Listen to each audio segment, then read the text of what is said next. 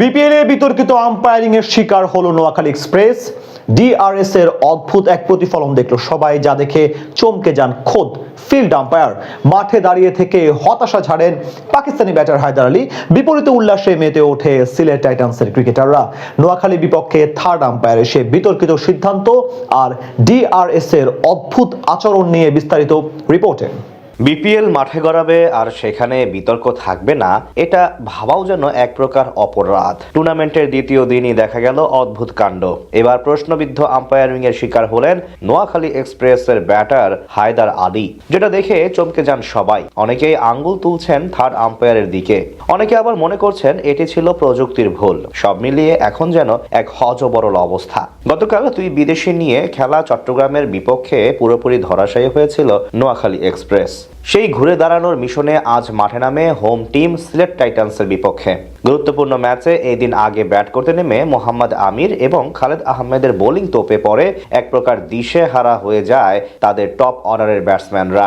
ইনিংসের প্রথম বলেই বিদায় নেন তরুণ মাঝ সাদাকাত হাবিবুর রহমান সোহানও টিকতে পারেননি বেশিক্ষণ। দলের এমন বিপর্যয়ে হাল ধরতে আসেন পাকিস্তানি ব্যাটার হায়দার আলী, আর তার বিপক্ষেই ঘটে সেই বিতর্কিত ঘটনা, যা নিয়ে এখন হচ্ছে সব মহলে আলোচনা।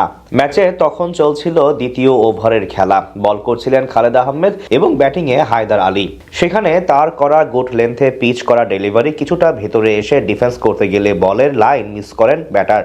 সাথে সাথে জোরালো আবেদন করলেও সেখানে নট আউটের ডিসিশন দেন ফিল্ড আম্পায়ার। এরপর কিছুক্ষণ ভেবে কিপারের কথায় একেবারে শেষ মুহূর্তে রিভিউ নেন সিলেটের অধিনায়ক মেহেদী হাসান মিরাজ। এরপর রিপ্লেতে খালি চোখে মনে হচ্ছিল বল লেগ স্ট্যাম্প মিস করবে অথবা আম্পায়ার্স কল থাকবে, কিন্তু অবাক করার বিষয় হলো হঠাৎ করে বল হালকা নিচু হয়ে যায় এবং ডিআরএস এ দেখায় বল 50% বেশি স্ট্যাম্পের ভেতরে, অথচ প্রথম ধাপে মনে হচ্ছিল সেটি স্ট্যাম্প মিস করবে।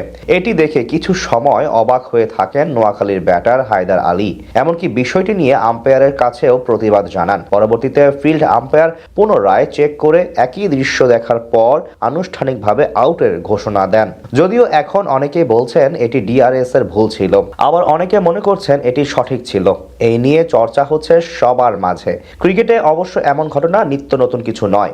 বর্তমান সময়ে প্রায়শই দেখা যায় ডিআরএস বা প্রযুক্তি নিয়ে প্রশ্ন উঠছে। কিছুদিন আগে অ্যাশেজে বাংলাদেশি আম্পায়ার শরফুদ্দৌল্লাহ ইবনে সৈকতের একটি সিদ্ধান্ত নিয়ে এমন আলোচনার সৃষ্টি হয়। সেখানে ইংলিশ ব্যাটারের ব্যাট থেকে বল কিছুটা দূরে যাওয়ার পর আলট্রা এইডস থেকে বিট আসে।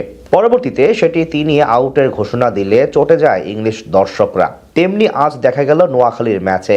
এদিকে প্রথম দিকে একের পর এক উইকেট হারালেও মাঝে অবশ্য মাহিদুল ইসলাম অঙ্কন এবং জাকের আলী অনেক মিলে হাল ধরেন নোয়াখালী এক্সপ্রেসের। তাদের ব্যাটে ভর করে লড়াকু পুঁজি পেয়েছিল ফ্র্যাঞ্চাইজিটি।